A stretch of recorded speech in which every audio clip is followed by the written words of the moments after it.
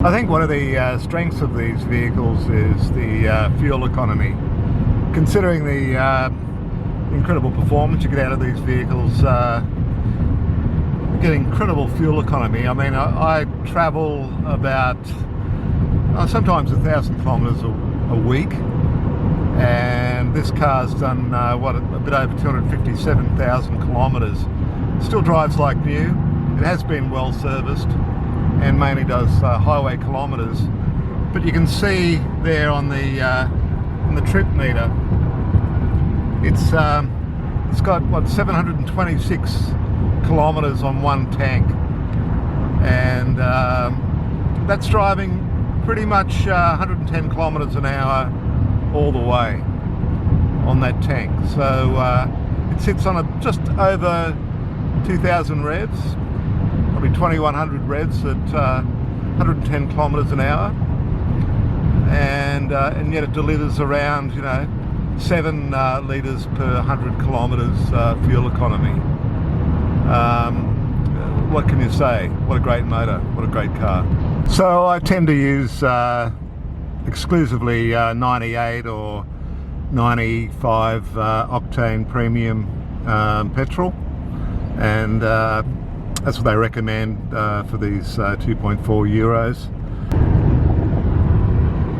One of the the really likeable things about these Honda Accord Euros 2.4s is the 5-speed automatic gearbox. It's such a smooth changing gearbox. It's seamless gear changes, and you can also run it as a manual as well. And so you can just click it over and start changing gears up and down just with a little push of the gear lever. And so a beautiful gearbox, beautiful automatic gearbox anyway. And this particular vehicle, just I know its full history, has never ever given any problems with the gearbox at all since new.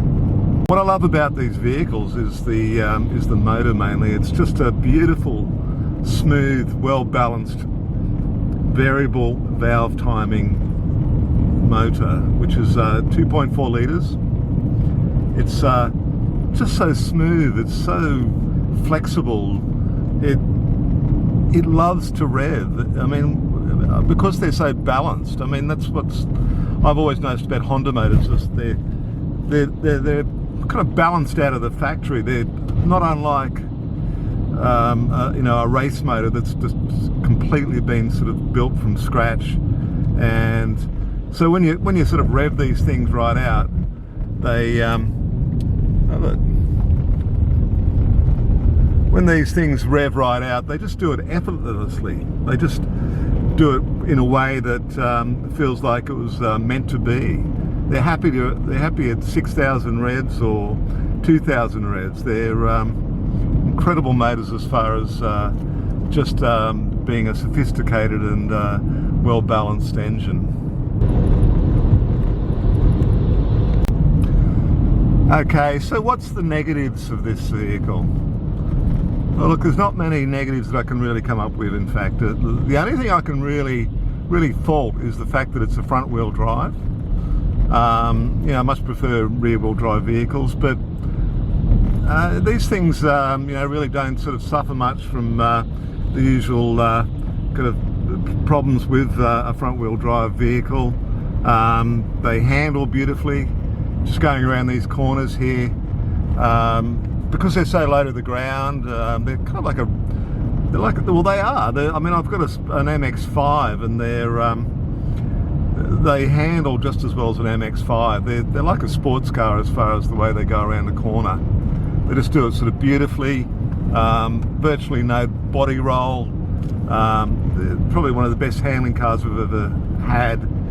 And I suspect that the 2.4 litre, because it's a lighter engine, behaves a lot better sort of, through some challenging bumpy corners and that sort of thing. Another negative? Well, we're just about to discover that.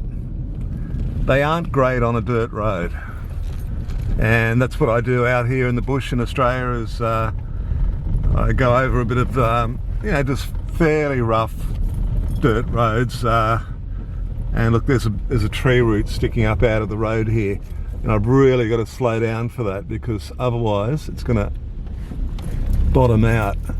And I've also got to stick on the high parts of the road as well, on this dirt road, because it'll scrape. I mean, it's not unlike my Mazda MX-5.